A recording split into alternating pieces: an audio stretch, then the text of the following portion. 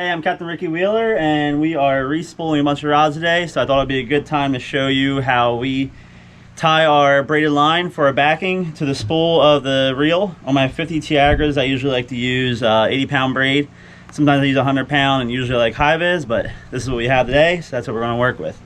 So to start, you want to make sure you have electrical tape on your spool. That will keep this braid from slipping on the spool, so it gives it something to bite into. So first thing you do is, obviously, you thread it all the way through the rods, through the guides, and now you go down around your spool one time, and then you want to go around a second time.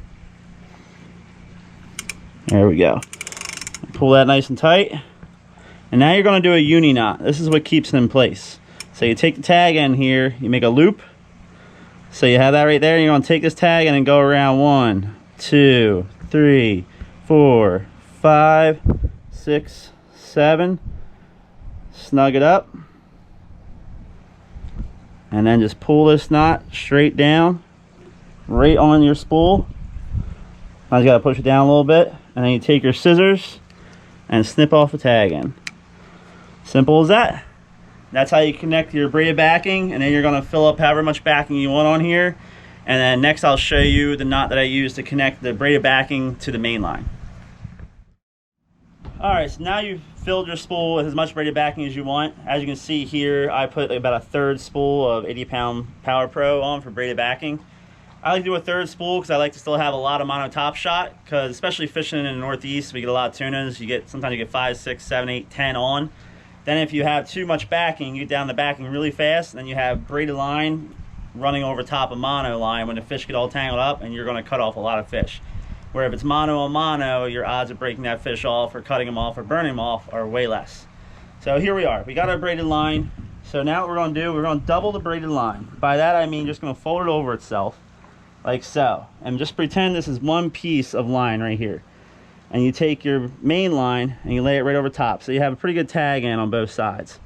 So you're going to do a uni to uni knot. So you're going to start here with the braid, do your uni knot, just like you did on the spool. 1, 2, 3, 4, 5, 6, and lucky number 7. Now you bring that nice and snug it right up. There we go.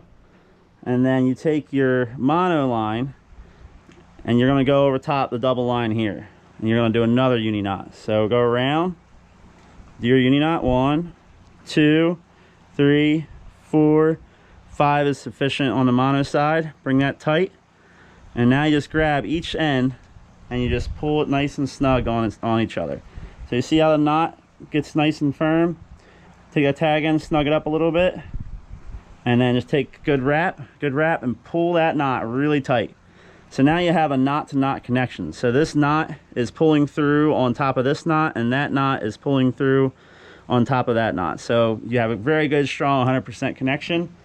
You just got to cut away your tag ends with your scissors here. Make sure you have good scissors that can cut through braid, really important. And then cut away this tag end here.